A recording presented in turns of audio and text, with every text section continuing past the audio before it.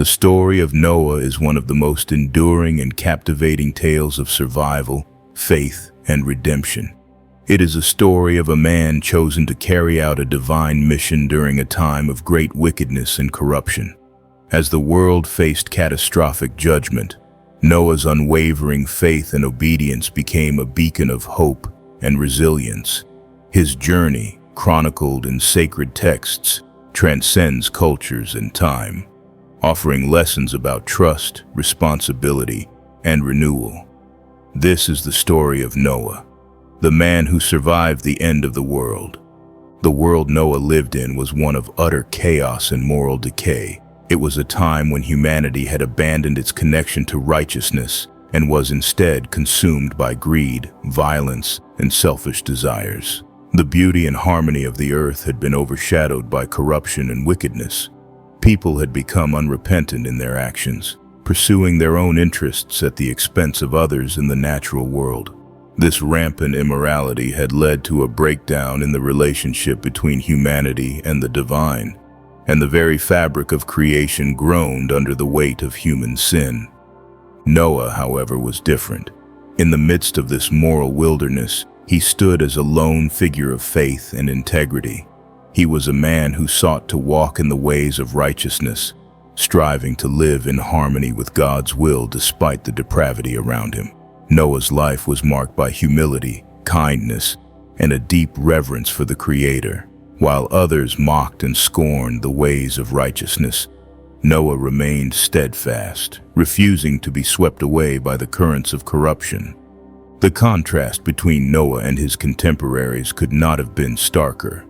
While others reveled in their excesses, Noah dedicated himself to a life of devotion and obedience. This set him apart, and his unwavering commitment to the divine did not go unnoticed. God saw Noah's faithfulness and his heart that longed for justice and truth. In the midst of the darkness, Noah's light shone brightly, and it was this light that earned him a place in God's extraordinary plan. The divine decision to intervene was not made lightly. The Creator, grieved by humanity's wickedness, determined that the earth needed a renewal, a cleansing of the corruption that had spread like a disease. Yet even in judgment, there was mercy. God's intention was not to abandon creation, but to redeem and restore it. For this plan to succeed, a man of faith and obedience was needed, someone who could carry the seeds of renewal forward. That man was Noah. One day, Noah received a message that would change the course of his life forever. God spoke to him, revealing the extent of humanity's wickedness and the impending judgment. A great flood, unlike anything the world had ever seen, was coming. This flood would sweep away the corruption and cleanse the earth, making way for a new beginning. But Noah and his family would be spared, along with representatives of every living creature, to ensure that life would continue after the waters receded. The task God gave Noah was monumental. He was to build an ark, a massive vessel capable of carrying his family and the animals that would be saved. It was a task that would test his faith, perseverance, and resilience. The ark was to be built according to precise specifications, with exact dimensions and materials.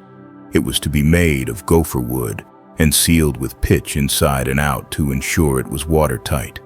The vessel would include multiple decks and rooms, each designed to house the animals and their provisions. Noah faced this task with determination, trusting in the divine plan even though it must have seemed incomprehensible at times. He gathered the materials, recruited the help of his family, and began the arduous work of construction. The sight of the ark taking shape must have been astounding to the people of his time, and not in a positive way. Noah became the subject of ridicule and scorn. People mocked him, questioning his sanity, and dismissing his warnings of the coming flood. To them, the idea of a deluge that would cover the earth seemed absurd, a story too outlandish to believe. Despite the mockery, Noah pressed on. He understood that his mission was greater than himself, a calling to preserve life and fulfill the divine will. Day after day he worked tirelessly, cutting wood, shaping planks, and assembling the massive structure. The ark grew larger and more imposing, a tangible sign of Noah's faith and commitment. While others laughed, Noah's family stood by him, sharing in the labor and the belief in the mission they had been entrusted with. As the ark neared completion, Noah began to prepare for the next phase of the divine plan, the gathering of the animals. The ark was not just a boat, it was a sanctuary, a vessel of hope in a time of despair. It symbolized God's promise of renewal, a reminder that even in judgment there is mercy and a chance for redemption. For Noah and his family, the ark was a tangible representation of their faith, a refuge that would carry them through the storm to the dawn of a new beginning. Noah's unwavering obedience and trust in God's plan not only set him apart but also laid the foundation for the incredible events that would follow. The ark, now complete, stood as a beacon of hope against the gathering darkness, ready to fulfill its purpose in the unfolding story of salvation. As the towering ark stood complete, its massive silhouette a testament to Noah's faith and diligence, the time for the next phase of God's plan began. This part of the mission was extraordinary, a task that defied logic and yet unfolded with a divine order that left no room for doubt. The gathering of animals was not something Noah had to orchestrate by his own efforts. Instead, it was guided by a power far beyond human understanding. The animals came to Noah, led by an invisible hand that seemed to draw them from all corners of the earth. It was a sight unlike anything ever witnessed before. The first to arrive were pairs of smaller creatures, rabbits, squirrels, and birds fluttering down to perch on the ark's wooden beams. Soon, larger animals followed, each walking calmly and purposefully, as if aware of the sacred mission at hand. Deer and antelope moved gracefully across the fields, while elephants and rhinoceroses made their way steadily, their massive frames adding to the sense of awe. The air was filled with the calls and cries of countless species, their voices blending into a natural symphony that celebrated the unity of creation. Noah and his family worked tirelessly to ensure that each creature found its place within the ark. They had prepared compartments and nesting spaces tailored to the needs of various species. Hay and grain were stored for herbivores, while meat and other provisions were set aside for the carnivores. Noah's sons, Shem, Ham, and Japheth, along with their wives, took on the responsibility of guiding the animals into their designated areas. It was a meticulous process, yet one that unfolded with remarkable harmony, as though the creatures themselves understood the importance of the moment.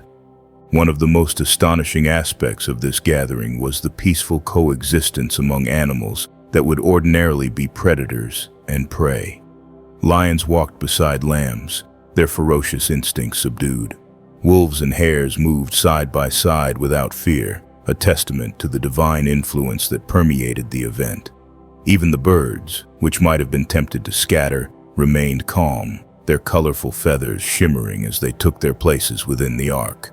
The unity displayed by these creatures was a profound reminder of the interconnectedness of all life and the higher purpose guiding them. As the ark filled, the scale of the operation became even more evident.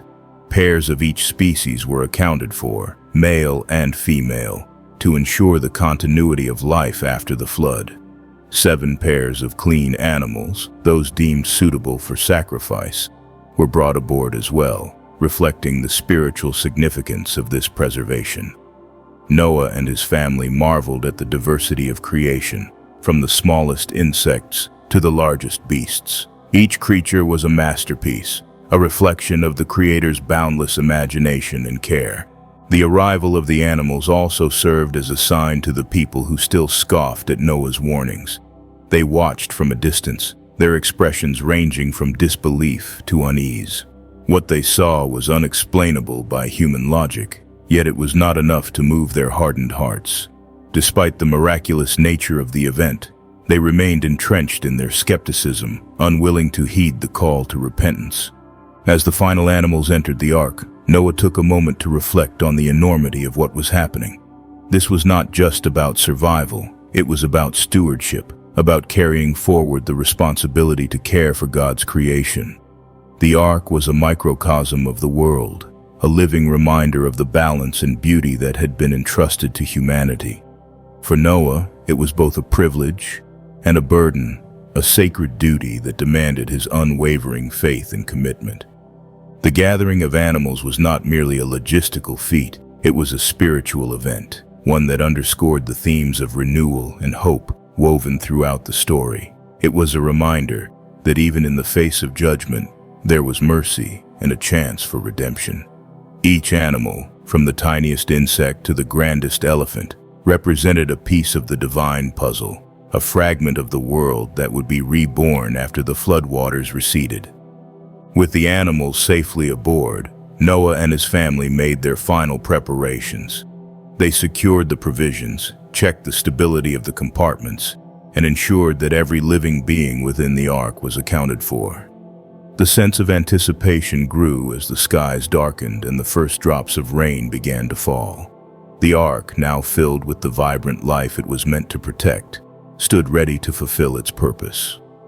The stage was set for the next chapter of this extraordinary journey, a chapter that would test Noah's faith and endurance like never before. The day had finally come when the heavens unleashed their fury. The first droplets of rain fell gently at first, almost unnoticeable, but soon they turned into a torrential downpour that roared as it hit the earth. The skies grew darker, heavy with thick churning clouds, and the winds howled through the trees with an intensity that sent chills down spines.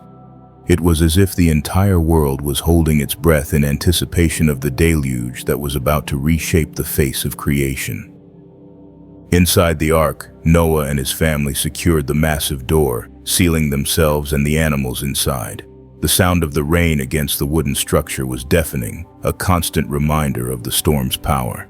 The ark rocked slightly as the winds grew stronger, but its sturdy construction held firm against the elements. Outside, the waters began to rise, flooding the fields and sweeping away everything in their path. Streams turned into rivers, and rivers became vast, unrecognizable torrents that swallowed the land.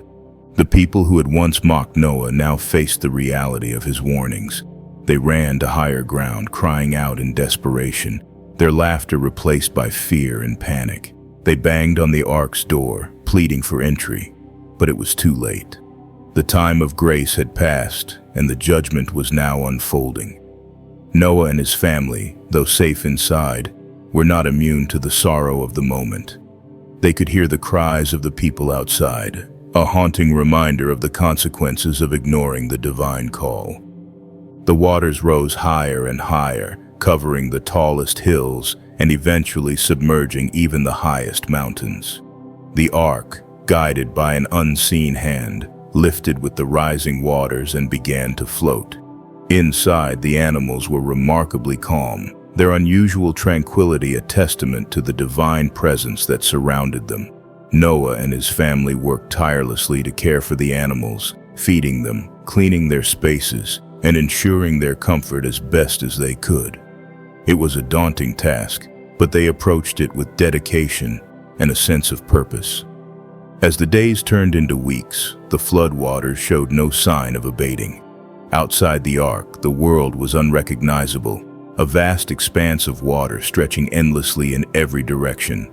Trees, houses, and all signs of human habitation had vanished beneath the waves. The earth had been cleansed of its corruption, but the sight was both awe-inspiring and deeply sobering. Inside the ark, the family clung to their faith, knowing that they were part of a plan much greater than themselves. They found comfort in their shared purpose and in the promise that this storm, no matter how fierce, would not last forever. The ark became a small, self-contained world. The family adapted to their new routines, creating a rhythm that helped them endure the seemingly endless days. They sang songs, prayed together, and shared stories to lift each other's spirits. The animals, too, adapted to their confined spaces, forming a unique and peaceful community. Lions and sheep lay side by side, and birds nested quietly on the beams above. It was a vision of harmony, a glimpse of the world as it could be when guided by divine order.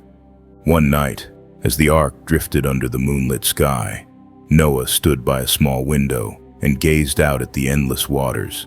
He marveled at the sheer power of the Creator, the magnitude of the judgment, and the grace that had spared his family. The flood was not only a punishment, but also a renewal, a chance to begin again, to restore the balance that had been lost. Noah prayed for strength and wisdom to carry out the responsibility that lay ahead, for he knew that the true test of his faith was yet to come. The rain finally ceased after 40 days and 40 nights, and the waters began to recede. The ark floated gently now, no longer battered by the storm. The family rejoiced at the sight of clear skies, a sign that the worst was over. Yet they remained patient, knowing that the land would not reappear immediately. Weeks turned into months as the waters gradually diminished, and the ark came to rest on the mountains of Ararat. It was a moment of hope, a reminder that the promise of renewal was drawing closer. Noah sent out a raven to search for dry land, and the bird flew back and forth, finding no place to rest. Later, he released a dove, and when it returned with an olive leaf in its beak, Noah's heart filled with joy. The leaf was a symbol of life, a sign that the earth was beginning to heal, and that their journey would soon reach its end. Yet, even in this moment of hope, Noah remained cautious, waiting for the divine signal that it was safe to leave the ark. Through it all, Noah and his family never lost sight of the immense responsibility they bore. They were the custodians of a new world, entrusted with the task of rebuilding and restoring creation. The flood had been a profound reminder of the consequences of humanity's choices, but it also carried the promise of redemption and renewal. Inside the ark, surrounded by the animals and their loved ones, Noah's faith remained unshaken, a beacon of hope that illuminated even the darkest days of the storm. The waters receded slowly, revealing a world forever changed. After months inside the ark, Noah and his family saw the first signs of dry land. As the ark rested on Mount Ararat, it became clear that the journey of survival was coming to an end. But the task of rebuilding was only just beginning. The land, once teeming with life, was now a blank slate, washed clean of corruption and sin. It was a stark and humbling sight, filled with both promise and responsibility. Noah, ever cautious and obedient to God's will, waited for clear confirmation before stepping out of the ark. Days turned into weeks as he sent out birds to test the earth's readiness. When the dove returned with an olive leaf, a spark of hope ignited in Noah's heart. This small but powerful sign symbolized that life was returning, that the earth was once again becoming a place where creation could thrive. Still, Noah remained patient, waiting until God gave the command to leave the ark. Finally, the moment arrived. God instructed Noah to step out of the ark, along with his family and all the animals they had cared for. As they descended onto solid ground, they were greeted by a world washed clean, the air fresh and filled with a sense of renewal. The animals, guided by instinct and the divine plan, began to disperse, finding their places in the rejuvenated environment. Birds took to the sky, their wings cutting through the crisp air, while land animals ventured into the open fields, ready to begin anew. Noah, overcome with gratitude and reverence, fell to his knees and built an altar to the Lord. This altar was more than a structure. It was an offering of thanks, an acknowledgement of God's mercy and faithfulness. He sacrificed some of the clean animals he had preserved, their smoke rising to the heavens as a fragrant offering. The act was not merely one of worship, but a profound expression of trust and devotion, a recognition of the covenant that bound humanity and the Creator. In response to Noah's offering, God made a promise, a covenant that would shape the relationship between humanity and the divine for generations to come. God declared that never again would he destroy the earth by flood, no matter how great humanity's sins might become. This promise was sealed with a sign, one that would endure as a reminder of his mercy and faithfulness. A rainbow appeared in the sky, its vibrant colors arcing across the heavens. For Noah and his family, the rainbow was more than a natural phenomenon. It was a divine assurance, a visual manifestation of hope and redemption. The rainbow's significance was profound. It symbolized not only God's covenant, but also the enduring bond between humanity, creation, and the Creator. It was a reminder that while the flood had been an act of judgment, it was also an act of renewal, a chance to begin again with a fresh understanding of the responsibilities entrusted to humanity. For Noah, the sight of the rainbow was both humbling and inspiring, a call to honor the sacred trust placed in him and his descendants. As the family began their new life, the enormity of their task became clear. They were pioneers of a new era, the ancestors of all who would come after them. The earth was theirs to nurture and protect, to rebuild with care and reverence. Noah, his wife, and their sons, along with their wives, worked tirelessly to establish their place in this new world. They cultivated the land, planting seeds and tending to crops, ensuring that the cycle of life could continue. The animals, too, played their part, repopulating the earth and restoring its natural balance. Life after the flood was not without challenges. The barren landscape reminded Noah and his family of the destruction that had preceded this new beginning. Yet their faith and determination guided them. They remembered the lessons of the flood, the importance of obedience, the consequences of corruption, and the boundless mercy of God.